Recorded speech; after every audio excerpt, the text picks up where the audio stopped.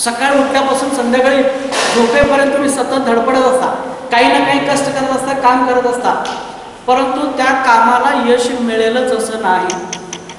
परंतु इथं काही डिवाइन रूल्स आहेत, काही निसर्गामध्ये रूल्स आहेत. तर त्या रूल्स जर तुम्ही फॉलो केला तर निश्चितपणे यश मिळेल.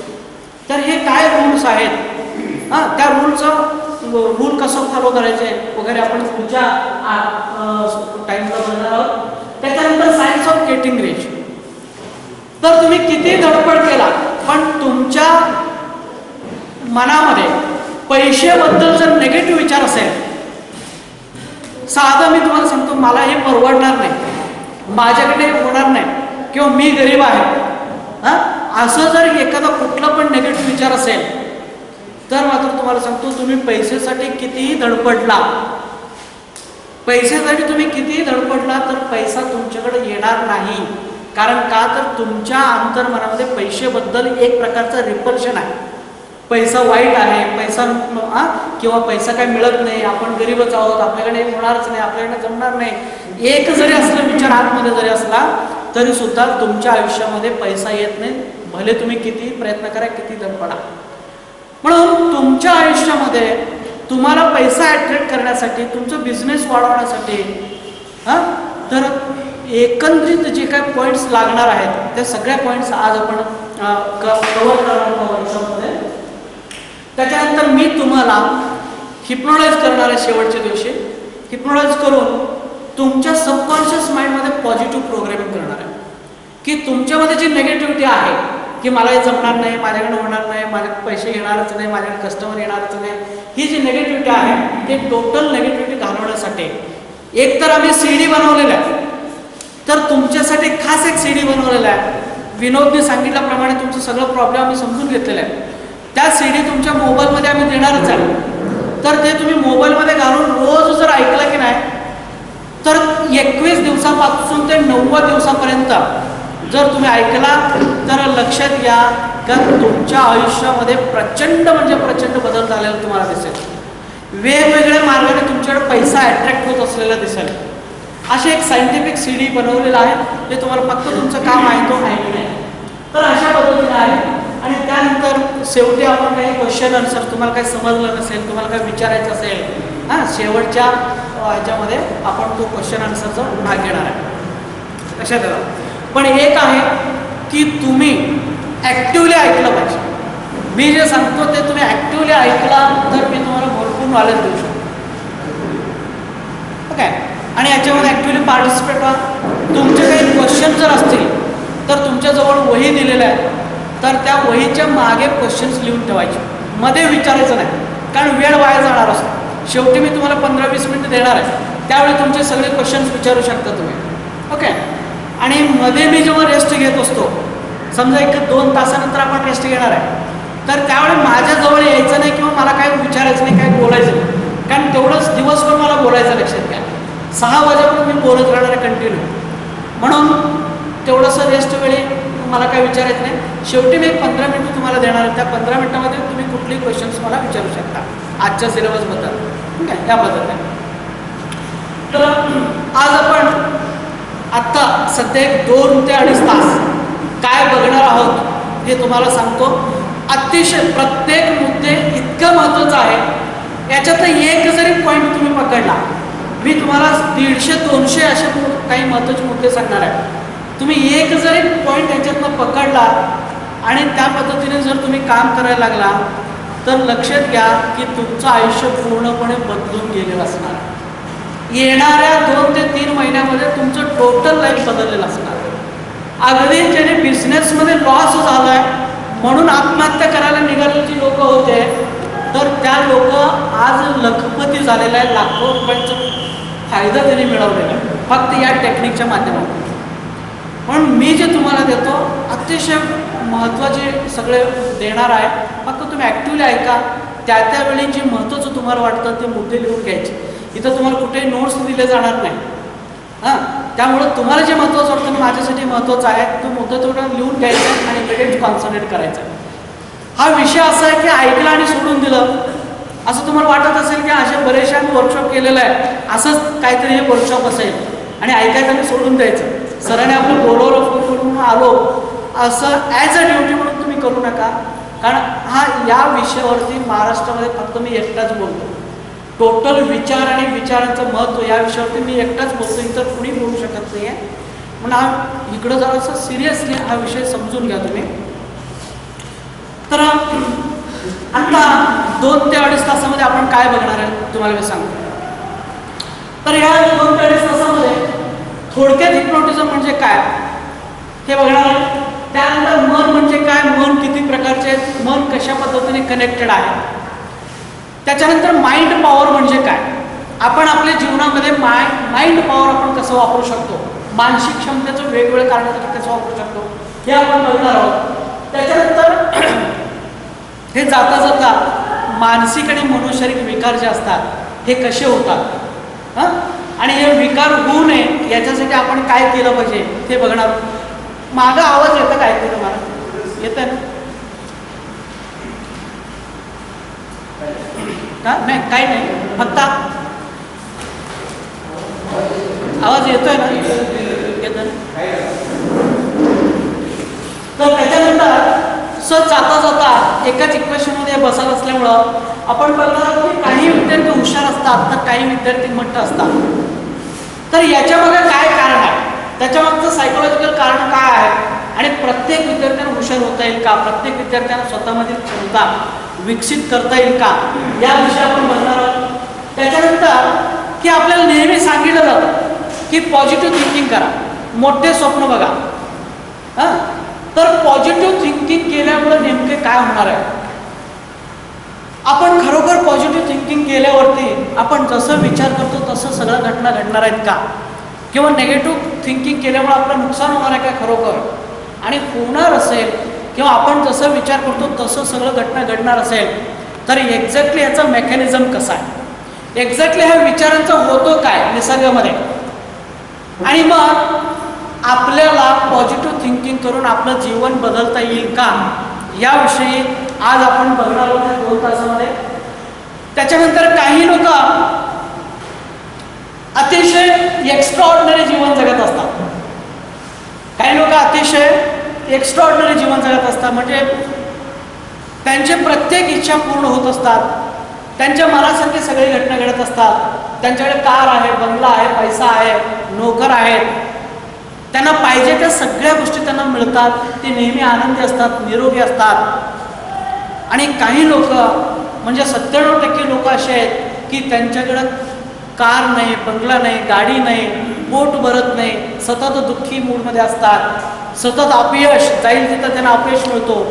तर याच्या मागं काय कारण आहे, याच्या मागं सायंटिफिक रिझन काय आहे की त्यांच्या नशिबामध्येच तसं आहे की बाबा एखाद्याला लिहून ठेवलं की तू श्रीमंत हो आणि एखाद्याला लिहून ठेवलं तू गरीब हो, असं त्यांच्या नशिबामध्ये आहे का? प्रत्येकांना श्रीमंत होता येतं, यशस्वी होता येतं, आणि होता येत असेल तर त्याच्या मागं सायंटिफिक रिझन काय आहे, कोणते टेक्निक्स आहेत की ज्याच्यामुळं प्रत्येकाने यशस्वी होता येईल यासंबंधी आज आपण सायंटिफिकली समजावून घेणार आहोत. आणि त्याच्यानंतर हे नशीब म्हणजे काय, नशीब कोण बनवतं, हे अगदी बेसिक गोष्टी आहेत, हे समजून घेणं अतिशय महत्त्वाचं. फक्त शारीरिक कष्ट करून धडपड करून उपयोग नसतो. तसं शारीरिक कष्ट करून जर तुम्ही यशस्वी व्हायचं म्हणलं तर तसं होता येत नाही. तर तुम्हाला ह्या निसर्गामध्ये काही रूल्स आहेत, काही लॉज आहेत, तर त्या लॉज तुम्हाला समजून घेतला पाहिजे. त्या लॉज जर तुम्ही समजून घेतला मग जीवन जगणं अतिशय सोपं जातं, आपल्या मनाप्रमाणे जगणं अतिशय सोपं जातं. म्हणून लक्षात घ्या, आपण बघणार आहोत की नशीब म्हणजे काय, नशीब कोण क्रिएट करतं, कसं क्रिएट करतं, आणि आपलं नशीब आपल्याला बनवता येईल का याच्यामध्ये आपण आज बघणार आहोत. आणि त्याच्यानंतर काही प्रॅक्टिकल्स बघणार आहोत की काही प्रॅक्टिकल्स म्हणजे तुमच्या विचारांचं तुमच्या शरीरावरती, तुमच्या मनावरती होणारा जो परिणाम आहे तर या परिणामाबद्दल आपण काही प्रॅक्टिकल्स बघणार आहोत. ओके, तर याबद्दल तर तुमच्यापैकी किती लोकांना हिप्नोटिझम म्हणजे काय हे माहीत आहे, हात वर करा. किती लोकांना हिप्नोटिझम बद्दल माहीत आहे, कार्यक्रम बघितलं? अच्छा, किती लोकांनी कार्यक्रम बघितलेले आहेत? मॅक्झिमम लोकांनी, बरोबर. आणि किती लोकांनी स्वतःवर ते इन्व्हॉल्व करून घेतलेलं आहे. स्वतःवर कोणी करतो का? तुम्ही करून घेतो कोणाकडनं? मी शाळेमध्ये तेव्हा झाले. हां ठीक आहे. लक्षात घ्या, इन्फ्रॉड जाऊन स्वतःवर ते करून घ्यायला पाहिजे. तुम्हाला त्याचं महत्त्व नंतर तुमच्या लक्षात येईल. त्याच्यानंतर मन किती आहे, हां किती लोकांना माहित आहे मन किती आहे? दोन कुठले कुठले? अंतर्मन, बाह्यमन, कॉन्शियस माइंड आणि सबकॉन्शियस माइंड. पण लक्षात घ्या, आपल्याला एकूण 8 मन आहे. तुम्ही जर मनावरती सर तुम्ही बोला तर मी मनावरती पहाटे 6 वाजल्यापासून संध्याकाळी 11 वाजेपर्यंत आमचा एक वर्कशॉप असतो, मन, आत्मा आणि परमात्मा म्हणून 8 दिवसांचा वर्कशॉप असतो. तर पहाटे 6 वाजल्यापासून रात्री 11 वाजेपर्यंत मी मन म्हणजे काय फक्त याच्यावरती बोलत असतो. एकूण आपल्याला 8 मन आहे, लक्षात घ्या. आणि हे 8 मन जर तुम्हाला समजून घ्यायचं असेल तर तुम्हाला 3 दिवस फुल्ल द्यावं लागणार, एवढं सगळं विषय येतो. पण तो आपण तेवढं काही समजून घेणार नाही. आज आपण फक्त 2च मनाबद्दल थोडक्यात बघणार आहे, कसं काम करतात. ओके. त्याच्यानंतर तुमच्यापैकी देवाला मानणारे किती लोक आहेत? देव आहे किंवा देवाला मानतो म्हणणार हात वर करायचे. मॅक्झिमम लोक. ठीक आहे. नाही मानत असलं तरी मी तुम्हाला पुढच्या वेळी जो डिवाइन रूल सांगणार आहे त्यावेळी तुमच्या लक्षात येईल की देव कसं काम करतो, देव आपल्या विचारांना कसा रिस्पॉन्स देतो. हां ते आपण पुढच्या सेशनमध्ये बघणार आहोत. त्याच्यानंतर नशीब फिक्स आहे आणि नशीब देव बनवतो असं म्हणणारे किती लोक आहेत? नशीब फिक्स आहे आणि नशीब देव बनवतो. तुम्हाला वाटतं देव बनवतो नशीब? ठीक आहे, बघूया आपण कोण बनवतो बघूया. त्यानंतर नशीब आपणच बनवतो असं म्हणणारे किती लोक आहेत? बरोबर, अगदी बरोबर. लक्षात घ्या की आपल्या आजूबाजू आज जे काही परिस्थिती आहे, कोण गरीब आहे, कोण श्रीमंत आहे, कोणाकडे गाडी आहे, कोणाकडे नाही, कोणाकडे बंगला आहे नाही, हां हे सगळं जे आहे की नाही हे सगळं आपणच आपल्या विचारातून बनवत असतो. आणि त्याच्या मागचं सायन्स आज आपण शिकणार आहोत, हे कसं बनतं सगळं. ओके. त्याच्यानंतर अजून एक सर्वात महत्त्वाचा मुद्दा आहे बघा. सगळे लक्ष द्यायचं माझ्याकडं. प्रत्येक व्यक्तीला 2 हात आहेत, 2 पाय आहेत, 2 डोळे आहेत. प्रत्येकानं 2 मन, आपण म्हणूया 2 मन आहेत. प्रत्येक माणूस ऑक्सिजनच घेत असतो, कार्बन डायऑक्साईड सोडत असतो. हे सगळं काही समान आहे. हे सगळं काही समान असून सुद्धा प्रत्येक माणसाचं जगणं वेगवेगळं आहे. कोण अतिशय श्रीमंत आहे, कोण अतिशय गरीब आहे, कोण खूप हुशार आहे, कोण अतिशय मठ्ठ आहे. कोणाला सगळ्या गोष्टीमध्ये यश मिळतंय आणि कोणाला यश मिळत नाही. हां कोण आनंदी राहतो नेहमी, कोण दुःखी राहतो. तर सगळं काही समान असून सुद्धा माणसं वेगवेगळे का, एकमेकांच्या पेक्षा वेगवेगळे का? हां ह्याचं कारण काय कुणाला सांगते? त्याच्या मागची विचार. सर्वात महत्त्वाचं काय आहे? विचार. तो माणूस कसा विचार करतो तसं तो बनत असतो. आता एखादा माणूस श्रीमंत का आहे तर तो सतत श्रीमंतीबद्दल विचार करतो. एखाद्या माणसाला सतत यश काय मिळतं तर तो माणूस यशस्वी होण्याबद्दल विचार करतो. एखादा माणूस नेहमी दुःखी का असतो तर तो सारखा दुःखाबद्दल विचार करतो. एखादा गरीब का असतो तो सारखा स्वतःच्या गरिबीबद्दल विचार करत असतो. तर मित्रांनो लक्षात घ्या, प्रत्येकाचे विचार त्या प्रत्येक व्यक्तींना इतरांच्या पेक्षा वेगळे बनवतात. हे असे का आहेत तर त्यांच्या डोक्यामध्ये तसे विचार असतात म्हणून ते तसे आहेत. हे असे का आहेत तर त्यांच्या डोक्यामध्ये तसे विचार असतात म्हणून तसे आहेत. म्हणजे जसे आपल्या डोक्यामध्ये विचार तशा पद्धतीचं आपलं लाईफ बनत असतं, जीवन बनत असतं. हे तुम्ही नेहमी लक्षात ठेवा. म्हणून तुम्ही किती धडपडता ह्याला महत्व नाही, तुम्ही तुमच्या डोक्यामध्ये कोणते विचार करता त्याला अतिशय महत्व. तुमचे विचार तुमचे नशीब बनवतात. टोटल बंद कर सगळं पूर्ण. तुमचे विचार हे तुमचे नशीब बनवत असतात, जीवन बनवत असतात. यावरती आपण बघणार आहोत. तर प्रत्येक माणूस वेगळं काय इतरांच्या पेक्षा, तर त्याचं कारण आहे की प्रत्येक माणसांचे विचार हे वेगळे असतात आणि त्या त्या विचाराप्रमाणे त्यांचं व्यक्तिमत्व, त्यांचं जीवन बनत असतं. लक्षात आलं काय? तर इथं हिप्नोटिझम म्हणजे काय थोडक्यात मी सांगणार आहे.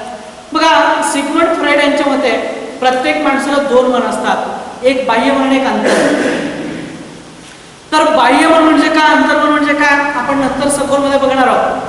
पण दोन मन असतात. आणि हिप्नोटिझम म्हणजे काय, तर एक व्यक्ती दुसऱ्या व्यक्तीच्या शरीरामध्ये विशिष्ट शक्ती सोडून किंवा विशिष्ट सूचना देता देता समोरील व्यक्तीचा जो बाह्यमन आहे त्या बाह्यमनाला तो झोपवत असेल, बाह्यमनाला निष्क्रिय करत असेल, शांत करत असेल आणि त्याच्या अंतर्मनाला जागे करत असेल, तर त्याला हिप्नोटिझम म्हणतात. उदाहरण बघा, मी जर यांच्याजवळ गेलो आणि त्यांना म्हटलं माझ्या डोळ्यात बघा, तुमचे डोळे बंद होत चाललेले आहे, डोळे जड होत चाललेले आहे, हां तुमचे डोळे बंद करा आणि शांत झोपा, असं मी म्हणलो तर त्यांचे डोळे बंद होतील थोड्या वेळाने आणि ते झोपी जातात. झोपी जातात म्हणजे काय होतं, त्यांचं बाह्यमन काम करायचं बंद करतं आणि मग त्या अंतर्मनाने काम करायला लागतं. मग जागृत अवस्थेतील व्यक्ती आणि हिप्नोटिझमच्या अवस्थेतील व्यक्ती यांच्यामध्ये काय फरक आहे, तर जागृत अवस्थेतील व्यक्ती हे बाह्यमनाने सगळे ऍक्टिव्हिटीज करत असतात आणि हिप्नोटिझम मधले व्यक्ती काय करत असतात, अंतर्मनाने सगळी काम करत असतात. लक्षात आला? एवढेच फक्त व्याख्या तुम्ही लक्षात ठेवा. बाकीचे भरपूर उपयोग आहेत, ते मी उपयोगाबद्दल काही बोलणार नाही. हे बघा,